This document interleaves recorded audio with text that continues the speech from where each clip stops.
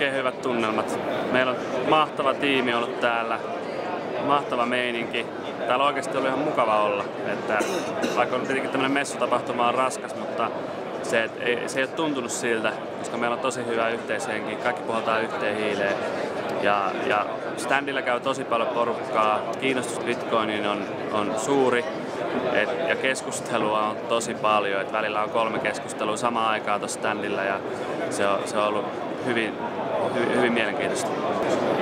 Bittirahan vastaanotto on sinällään vaihteleva, että monet ihmiset on tosi kiinnostuneita ja positiivisesti ja monet on ottamassa Bitcoinin maksutavaksi, eli mä oon ollut tosi positiivisesti niin kuin siinä mielessä on ollut positiivinen juttu, mutta sitten totta kai myös sitä kriittistä suhtautumistakin löytyy, kun on media uutisoi näistä Mt. Goxin tapauksista ja muista, niin totta kai se näkyy siinä, että miten jotkut ihmiset suhtautuu Bitcoiniin, että sieltä tulee sitä epäröivää niin kuin vastausta, mutta se on ymmärrettävää tässä vaiheessa, kun Bitcoin on kuitenkin niin nuori juttu, ihmiset ei tunne. Ne ehkä kuuluu useimmat Bitcoiniin just kerran tai 2, mutta ne ei tiedä mikä se on, miten se toimii tai niin kuin ylipäätään kauheasti siitä.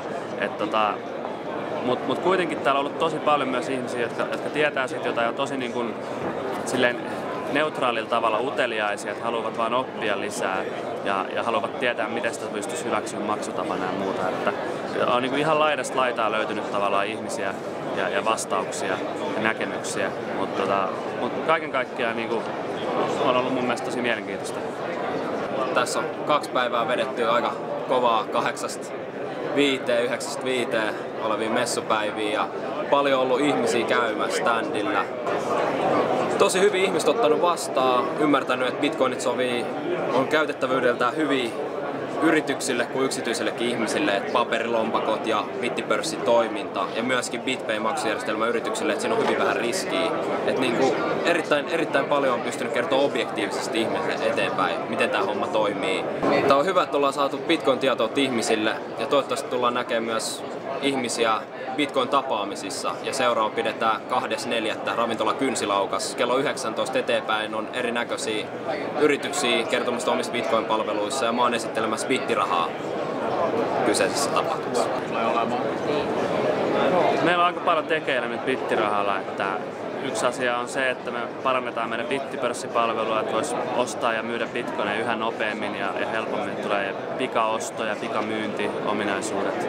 Ja sitten yksi on se, että me laajennetaan meidän bittimaattiverkostoa, eli ei tule olemaan pelkästään tuo Helsingin asematunnelin automaatti, vaan tulee automaatteja ympäri Suomea ja lisää myös pääkaupunkiseudulle.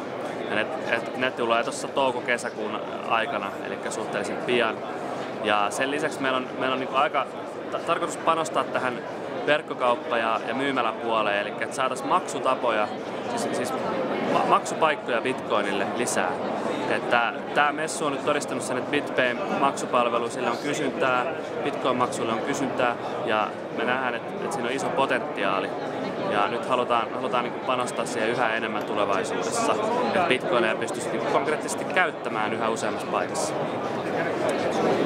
Bittirahat tulee olemaan mukana kaikissa vähän isommissa messuissa, jotka liittyy niin kuin maksamiseen tai niin kuin, digitaalisiin valuuttoihin, mutta nyt on tulossa, mikä on mun mielestä hyvin mielenkiintoista, niin on ollut puhetta tällaisesta Nordic Bitcoin-konferenssista, eli konferenssista, joka järjestettäisiin Helsingissä, todennäköisesti täällä messukeskuksessa nyt kesällä, ja nimenomaan Bitcoiniin painottuva konferenssi, johon tulisi puhujia niin kuin muualtakin kuin Suomesta, kovia Bitcoin-nimiä, ja sitten olisi nämä kaikki keskeiset Bitcoin-yritykset, suomalaisetkin olisi siellä niin kuin mukana, ja että saataisiin ihan kunnolla tämä homma liikkeelle täällä. Ja se olisi enemmän sitten sellainen, se olisi niin kuin business-painotteinen konferenssi, eli yritetään saada sinne